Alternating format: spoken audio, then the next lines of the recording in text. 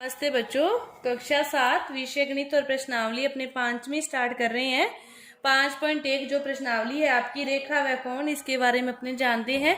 तो 5.1 में आपके जो दे रखे हैं वो पूरक और संपूरक कोणों के बारे में बता रखा है। तो कोई भी दो कोण पूरक कोण तब होते हैं जब उनका योग 90 डिग्री हो, और संपूरक कोण तब होते हैं जब उन दोनों का योग 180 डिग्री हो। कोई भी दो कोणों के युग्म को पूरक व संपूरक में व्यक्त करते हैं तो दोनों पूरक कब होते हैं? जब 90 डिग्री योग हो, और संपूरक कब होते हैं? जब दोनों का योग 180 डिग्री हो। तो पहले जो क्वेश्चन है ये सारे इसी प्रकार हैं। तो देखो पहला क्वेश्चन क्या दे रखा है, निम्न कोणों में से प्रत्येक का आपको पूरक कोण लिखना है। मतलब आपको एक दे रखा है, इसमें कितने डिग्री दे रखा है? 20 डिग्री। एक 20 डिग्री है, दोनों का योग 90 डिग्री है, तो 90 में से अपने 20 को घटा देंगे तो दूसरा कोण आ जाएगा आपके पास 70 डिग्री। 20 का जो पूरक कोण है वो कौन सा है? 70 डिग्री। इसी प्रकार ये 63 दे रखा है, 90 में से 63 गए, 10 में से 7, तो 8 में से 2, 27 डिग्री। तो ये 63 है, तो दूसरा 27 डिग्री। मतलब दोनों का योग आपके पास 90 डिग्री है। तो एक दिया है, दूसरा ज्ञात करना है पूरक कोण, तो 90 में से घटा दो। संपूरक ज्ञात करना है तो 180 में से घटा दो। जैसे इसमें दे रखा है 105 दे रखा है, तो 180 में से 105 घटा दो। 10 में से 5 गए 5, यहाँ पे आपके पास बचे 7। 75 डिग्री की 105 डिग्री और 75 डिग्री आपके ये दोनों क्या है? संपूरक कोण। इसी तरह 87 दे रखा है, तो 180 में से 87, 10 में से 7 गए 3, यहाँ पे आपके पास 17 बचे, 17 में से 8 गए 9, 93 डिग्री। ये 54 है, तो 180 में से 154 को कम कर दो। कि दो पूरक कोण है, एक दिया है, दूसरा पूरक कोण ज्ञात करना है तो 90 में से घटा दो, और संपूरक कोण ज्ञात करना है तो 180 में से घटा दो।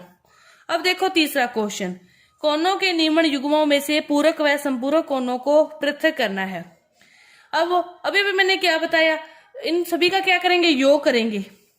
यदि तो योग 90 डिग्री होगा तो पूरक कोण, और यदि योग 180 डिग्री होगा तो संपूरक कोण। अब देखो इसका योग करते हैं, 65 प्लस 115, 5 5 10, 6 7 8, कितना हो गया? 180।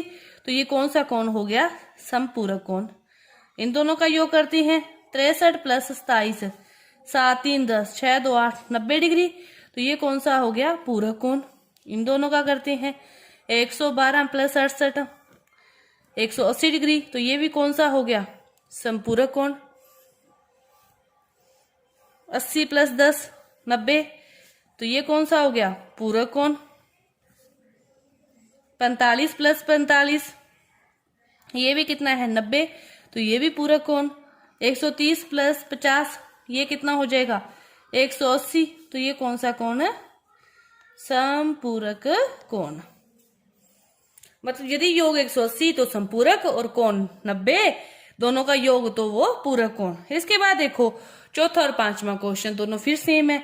ऐसा कोण ज्ञात करो जो अपने पूरक कोण के समान हो। अब देखो दो पूरक कोणों का योग कितना होता है? 90 डिग्री। पूरक कोणों का योग कितना होता है? 90 डिग्री। अब दोनों पूरक कोण समान हो तो पहला भी x है तो दूसरा भी x है, दोनों का योग कितना? 90 डिग्री। एक x और एक x, 2x बराबर 90 डिग्री। x का मान निकालना है, 90 बटा में 2, कितना? 45 डिग्री। एक भी 45, दूसरा भी 45, दोनों पूरक कोण समान है तो उनका मान कितना होगा? 45 45। इसी तरह सेम क्वेश्चन ये है कि ऐसा कोण ज्ञात करो जो अपने संपूरक कोण के बराबर हो। संपूरक कोणों का योग कितना होता है? 180 डिग्री। पहला भी x है, दूसरा भी x है, दोनों का योग कितना है? 180 डिग्री। एक x और एक x, 2x, 180 डिग्री। x का मान निकालना है, 180 बटा में 2, कितना हो गया? 90 डिग्री। एक का मान भी 90 डिग्री, दूसरे का मान भी 90 डिग्री, दोनों समान है। दोनों कौन से कोण है? संपूरक कोण। दो संपूरक कोण समान है, उनके मान 90 डिग्री।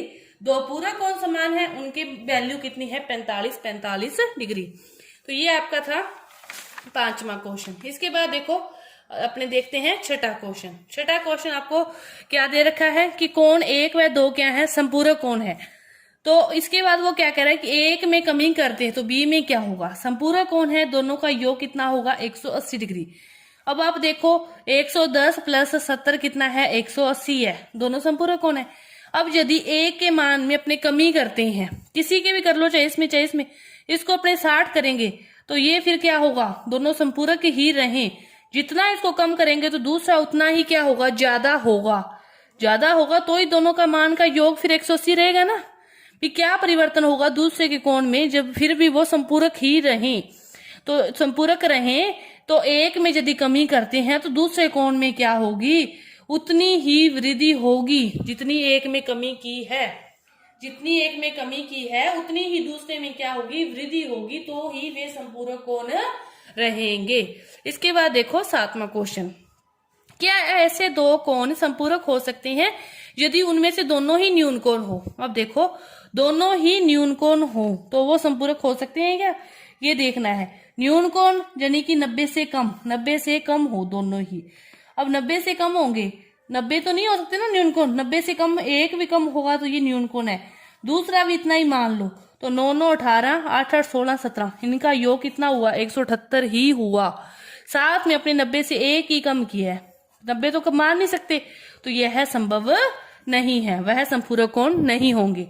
दोनों ही अधिक कोण 90 से ज्यादा, दोनों का वैल्यू 90 से ज्यादा, 90 से एक ही ज्यादा मान लो, तो ये कितनी होगी 182, तो ये भी ज्यादा होगा 180 से योग, तो ये भी संभव नहीं है। दोनों कोण बता रहे हैं, दोनों कोण समकोण हो, एक भी 90 दूसरा भी 90, तो दोनों का योग कितना 180 डिग्री, तो ये संभव है। कि दोनों ही न्यून कोण होंगे तो भी वो संपूरक नहीं होंगे, दोनों ही अधिक कोण होंगे तो भी वो संपूरक नहीं होंगे, लेकिन यदि दोनों समकोण होंगे तो फिर वो संपूरक कोण होंगे। अब देखो 8वां क्वेश्चन, एक कोण है वो 45 डिग्री से बड़ा है, तो इसका पूरा कोण क्या होगा, 45 से बड़ा, छोटा या बराबर। 45 से बड़ा आप कितना मान लो, 46 ही मान लो। 45 से बड़ा कितना भी हो सकता है, लेकिन अपने क्या मान लिया, 46 ही मान लिया। 46 पूरा कोण है, पूरा कोणों का योग 90 में से 46 को अपने क्या करते हैं, कम किया। 10 में से 6 गए 4, 8 में से गए 44, मतलब 45 से बड़ा कितना भी हो सकता है, लेकिन अपने तो एक ही बड़ा माना 46 ही, तो ही अपने पास जो आया वो 44 आया। इससे बड़ा होगा तो फिर 44 से पीछे की संख्या आएगी। फिर यदि अपने 47 लेंगे तो यहाँ पे 43 आएगा, 48 लेंगे तो 42 आएगा, मतलब ये क्या आएंगे, पीछे की ओर ही आएंगे, 45 से ऊपर नहीं आएंगे। तो एक 45 से बड़ा है, दोनों कोण पूरा कोण है, संपूरक नहीं, तो फिर दूसरे का मान क्या होगा, 45 से छोटा होगा। इसके बाद देखो 1 व 2 आसन कोण है, 1 व 2 आसन कोण है भाई, ये तो सही है कि ये री 1 और 2 ये है ना, तो ये री, इनके बीच की जो भुजा एक उभयनिष्ठ हो तो वो कोण क्या होते हैं, आसन कोण होते हैं। 1 और 4 ऊर्ध्वाधर सम्मुख कोण है, 1 और 4, तो ये सम्मुख कोण है क्योंकि ये दोनों भुजाएं ए बी और सीओ दोनों के आमने सामने बनने वाले ये कोण है, तो ये भी ऊर्ध्वाधर सम्मुख कोण है।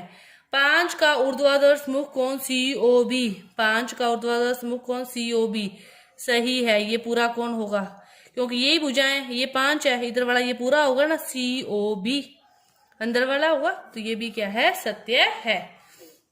इसके बाद देखो ऊर्ध्वाधर सम्मुख कोण लिखनी है, 10वें क्वेश्चन में आपको खुद लिखनी है ऊर्ध्वाधर सम्मुख कोण। तो ऊर्ध्वाधर सम्मुख कोण कौन से होंगे, ये भुजा मानो तो ये भुजा मानो, 1 के बराबर क्या आएगा 4, ये भुजा मानी तो 5 के बराबर क्या आएगा, कोण 2 प्लस कोण 3, ये क्या होंगे ऊर्ध्वाधर सम्मुख कोण। अब कह रहा रेखिक युग्म मतलब 180 डिग्री के कोण पर एक प्लेन रेखा पर बनने वाले, ये प्लेन रेखा है, इसके इधर इधर बन रहे हैं, तो कोण 1 और कोण 5 ये लें, तो इसके इधर इधर क्या बन रहा है 1 2 3, या इसको लें तो कोण 5 और कोण 4 भी क्या है, रेखिक युग्म है। मतलब एक ही रेखा पर बनने वाले 180 डिग्री जिनका योग होता है वो क्या होते हैं, रेखिक कोण युग्म होते हैं। तो ये आपका 10वां क्वेश्चन था। इसके बाद देखो 1 व 2 आसन कोण है, कारण लिखिए। 1 व 2 आसन कोण जेड आकृति पर जो बनने वाले कोण हैं ये क्या होते हैं, एकांतर कोण होते हैं। एकांतर कोण जेड आकृति पर बनने वाले कोण एकांतर कोण होते हैं, मतलब दो समांतर रेखाओं को एक तीसरी रेखा काटे, तिर्क रेखा एक ही तिर्क रेखा काटे तो वे कोण क्या होते हैं, एकांतर कोण। एक्स वाई जेड के मान ज्ञात करने हैं 12वें क्वेश्चन में। अब देखो ये एक रेखा है, इसके एक साइड बनने वाले कोण, इनका योग कितना होगा, सेम होगा।